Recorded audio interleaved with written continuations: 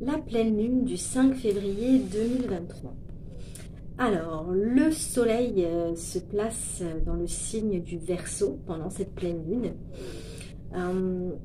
Donc là, c'est vraiment le moment d'aller développer nos visions les plus grandes, de voir comment on nourrit ces visions au quotidien, d'aller peut-être poser également des actes concrets, des disciplines qui peuvent vraiment servir, c'est des nouveaux projets sur du long terme, parce que le Verseau, c'est l'énergie de la nouveauté, c'est l'énergie des projets sur du long terme, et la lumière, elle est mise justement sur cette énergie-là.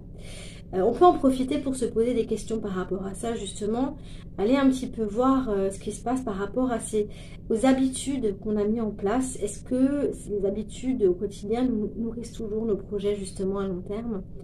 Est-ce qu'il n'y a pas quelque chose de nouveau qu'on pourrait mettre en place, de différent, qui pourrait nourrir justement et remettre un peu d'énergie positive par rapport à ça et nous donner un peu de baume au cœur par rapport à ce qu'on aimerait réaliser.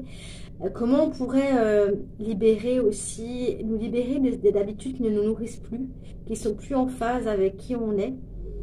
Et il y a une notion de temps aussi, comment on pourrait libérer plus de temps pour servir plus nos intérêts et lâcher finalement ce qui n'est plus, ce qui est obsolète et ce qui nous enferme et ce qui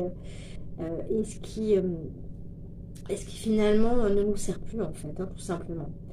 La lune, donc dans une pleine lune, le soleil est toujours opposé à la lune, donc la lune se trouve dans l'opposé, dans le signe du lion. Et donc la lune, c'est vraiment l'énergie de nos émotions. Et en lion, elles vont grossir en fait. Nos émotions intérieures, elles vont grossir pour qu'on puisse les voir, pour qu'on puisse les ressentir. Tout ce qui est un petit peu intérieur, renfermé, en fait, doit être mis en lumière. Cette lune, et d'ailleurs, cette lune surtout, vient faire un sextile, en fait, un lien harmonieux, un échange harmonieux avec la planète Mars en Gémeaux. Donc là, il y a vraiment besoin d'exprimer nos émotions, celles qui sont un peu cachées, qu'on ne montre pas facilement, d'oser les exprimer pour montrer qui on est, d'être dans quelque chose de beaucoup plus authentique, de beaucoup plus véritable, nous très profond en fait. Il y a vraiment des échanges, des communications, des conversations constructives qui peuvent se faire pendant cette pleine lune. Et on peut trouver des solutions, on peut avoir de nouvelles idées, des nouveaux projets qu'on peut mettre en marche pendant cette pleine lune pour nourrir justement nos projets sur du long terme, nos envies sur du long terme, nos intuitions en fait fulgurantes. Il y a vraiment comme une forme d'adaptabilité pendant cette pleine lune. Le défi, c'est d'oser sortir de notre cocon, d'oser sortir de notre zone de confort, de montrer notre vérité, notre authenticité, et de dépasser nos peurs de rejet, nos peurs d'être incompris. Il y a aussi un carré, donc un lien de tension qui est activé pendant cette pleine lune entre le soleil et la planète Uranus qui est en taureau. Donc là, on est challengé au niveau de nos croyances, au niveau de notre idéal, de nos idéaux. Et on peut se sentir comme dans une urgence à agir, à réagir par rapport à ça. On peut être submergé aussi, bousculé dans nos émotions, dans les réactions un petit peu très émotionnelles. Et là vraiment, si on peut utiliser ce Mars en Gémeaux, c'est-à-dire ne pas hésiter à communiquer, ne pas hésiter à nous ouvrir aux autres, même si c'est pas facile, même si c'est pas évident. Partager un petit peu, libérer le surplus émotionnel, alors par oral, par écrit, ça peut être fait aussi, pour vraiment nous libérer en fait de tout ça, de tous ces vieux... Il y a comme une idée de libérer des vieux schémas aussi par rapport à ça, et de mettre en place vraiment des nouvelles habitudes, beaucoup plus saines, plus simples aussi, plus authentiques, pour le collectif, pour le bien de tout le monde.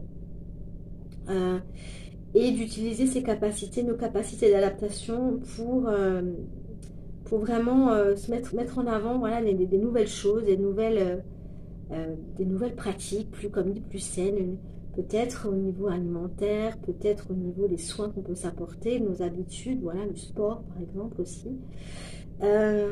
Mais aussi de s'adapter, c'est-à-dire d'accepter le changement, des transformations qui s'opèrent.